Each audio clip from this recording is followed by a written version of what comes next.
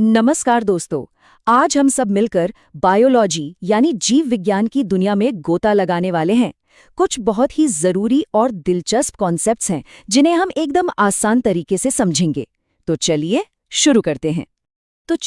शुरुआत करते हैं एक मजेदार सवाल से। क्या कभी सोचा है कि जो सेब हम इतने शौक से खाते हैं वो असल में एक झूठा यानी फॉल्स फ्रूट है?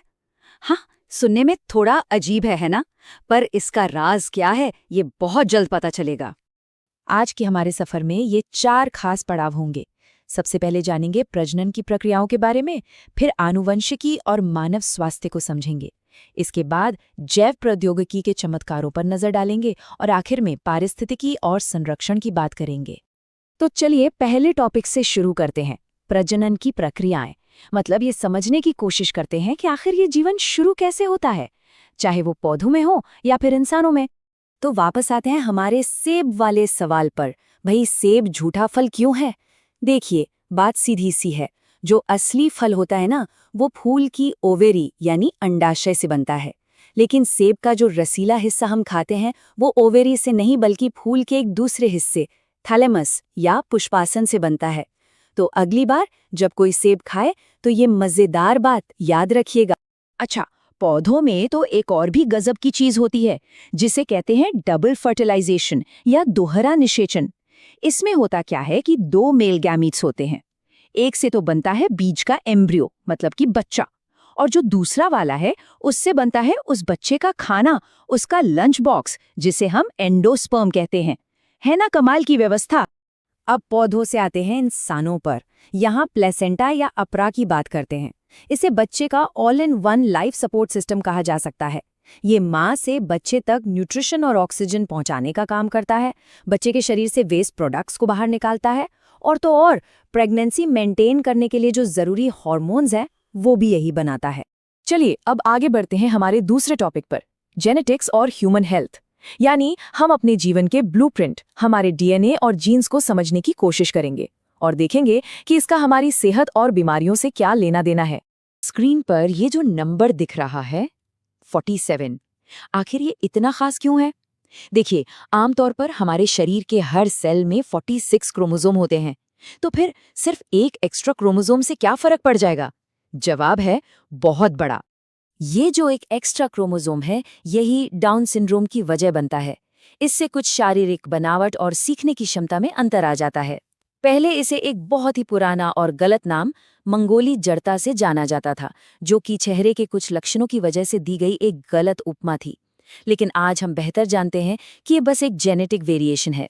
इसी सेक्शन में एक और जरूरी मेडिकल प्रोसीजर की बात करना भी जरूरी है। वो है MTP यानी मेडिकल टर्मिनेशन ऑफ प्रेगनेंसी। कुछ खास मेडिकल कंडीशंस में जहां प्रेगनेंसी से मां या बच्चे की सेहत को खतरा हो तो इसे खत्म करने का ये एक लीगल और मेडिकल ऑप्शन है, और ये प्रेगनेंसी के शुरुआती 12 हफ्तों में सबसे सेफ माना जाता है। लेकिन इन मेडिकल टेक्नोलॉजीज का एक डार्क साइड भी सामने आया है। MTP और एमनियोसेंटेसिस जैसी तकनीकों का गलत इस्तेमाल लिंग का पता लगाकर कन्या भ्रूण हत्या के लिए भी किया जाने लगा। इसी बहुत बड़ी सामाजिक बुराई को रोकने के लिए भारत सरकार ने जन्म से पहले लिंग की जांच को पूरी तरह से गैरकानूनी और एक दंडनीय अपराध बना दिया है।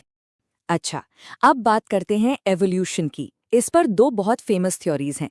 एक थी लमार्क की। उनका कहना था कि जिराफ अपनी गर्दन को ऊंचे पत्तों के लिए खींचता गया और ये आदत अगली पीढ़ी में चली गई। वहीं दूसरी तरफ डार्विन ने कहा ऐसा नहीं है। उन्होंने कहा कि जिराफों में कुछ की गर्दनें कुदरती तौर पर थोड़ी लंबी थीं, उन्हें खाना आसानी से मिला, वो ज्यादा जिए और उनके बच्चे भी ज्यादा हुए।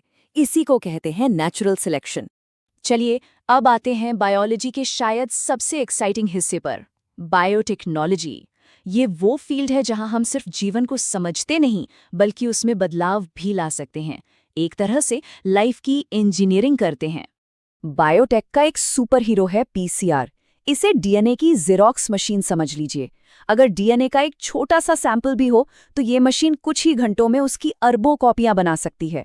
इसके बस 3 सिंपल से स्टेप्स हैं: डीनेचुरेशन, एनेलिंग और एक्सटेंशन। सोचिए कैसा हो अगर किसी बीमारी का इलाज उसके जड़ से किया जा सके, मतलब हमारे जीन्स के लेवल पर। यही जीन थेरेपी का कॉन्सेप्ट है। इसमें एक खराब जीन को एक हेल्दी और फंक्शनल जीन से रिप्लेस कर दिया जाता है। सुनने में ये किसी साइंस फिक्शन फिल्म जैसा लगता है, पर यह सच है और इसका पहला सफल इस्तेमाल 1990 में एक 4 साल की बच्ची पर किया गया था। इसी तरह जब जानवरों के डीएनए में कोई बाहरी जीन डालकर उसे मॉडिफाई किया जाता है तो उन्हें ट्रांसजेनिक एनिमल या परजीनी जंतु कहते हैं। ऐसा क्यों किया जाता है? ताकि बीमारियों को बेहतर तरीके से समझा जा सके या फिर उनसे दवाइयां बनवाई जा सकें। डॉली भेड़, जिसका नाम सबने सुना होगा, वो इसी टेक्नोलॉजी का एक बहुत फेमस एग्जाम्पल थी। और बायोटेक का असर सिर्फ मेडिसिन तक ही नहीं है, खेती में भी इसका जबरदस्त इस्तेमाल हो रहा है। जैसे कि बीटी फसलें, इनमें एक बैक्टीरिया बैसिलस thuringiensis का जीन डाल दिया जाता है। ये जीन एक ऐसा प्रोटीन बनाता है जो कीड़ों के लिए जहर का काम करता है। तो जैसे ही कोई कीड़ा उस पौधे को खाता है वो मर जाता है। एक तरह से ये पौधे का अपना इनबिल्ट पेस्टिसाइड है। अच्छा, अब तक हमने सेल्स और जीन्स की बात की। चलिए अब जरा जूम आउट करते हैं और बड़े पिक्चर को देखते हैं। हमारा आखिरी सेक्शन है इकोलॉजी और कंजर्वेशन, मतलब इस धरती पर सारे जीव जंतु एक दूसरे के साथ कैसे रहते हैं और इस संतुलन को बनाए रखना इतना जरूरी क्यों है। प्रकृति में अलग अलग प्रजातियों के बीच भी रिश्ते होते हैं। 3 तरह के मुख्य रिश्ते हैं। पहला है सहोपकारिता या म्यूचुअलिज्म, जिसमें दोनों को फायदा होता है। दूसरा है परजीविता या पैरासिटिज्म, जिसमें एक को फायदा और दूसरे को नुकसान होता है। और तीसरा है सहभोजिता या कमेंसलिज्म, जिसमें एक को तो फायदा होता है पर दूसरे को कोई फर्क नहीं पड़ता। और ये सारे जीव एक दूसरे से एनर्जी के लिए जुड़े हुए हैं। इसी को हम फूड चेन या खाद्य श्रृंखला कहते हैं। ये हमें बताता है कि एनर्जी का फ्लो कैसे होता है। जैसे घास को हिरण खाता है और हिरण को शेर, तो एनर्जी घास से हिरण में गई और हिरण से शेर में। ये एनर्जी का एक वन वे ट्रैफिक है। लेकिन जब ये चेन टूटने लगती है तो दिक्कत होती है। हमें कैसे पता चलता है कि कौन सी प्रजाति खतरे में है? इसके लिए एक किताब है, रेड डेटा बुक। इसे IUCN जारी करता है। इसमें उन सभी जानवरों और पौधों की लिस्ट होती है जिन पर विलुप्त होने का खतरा मंडरा रहा है। ये एक तरह का अलर्ट सिस्टम है जो हमें बताता है कि किसे बचाने की सबसे ज्यादा जरूरत है। और ये खतरा आता कहाँ से है? इसके पीछे कई कारण हैं। हम जंगलों को काट रहे हैं, जिसे डिफॉरेस्टेशन कहते हैं। गैर कानूनी शिकार हो रहा है, जंगलों में आग लग रही है और प्रदूषण तो है ही। ये सारी चीजें मिलकर हमारी बायोडाइवर्सिटी यानी जैव विविधता को खत्म कर रही हैं। तो आज हमने जीवन के सबसे छोटे कोड यानी जीन से लेकर पूरे इकोसिस्टम के बड़े संतुलन तक की बात की। अब सबसे बड़ा सवाल ये उठता है कि इस जानकारी और इन पावरफुल टेक्नोलॉजीज का इस्तेमाल हम कैसे करेंगे?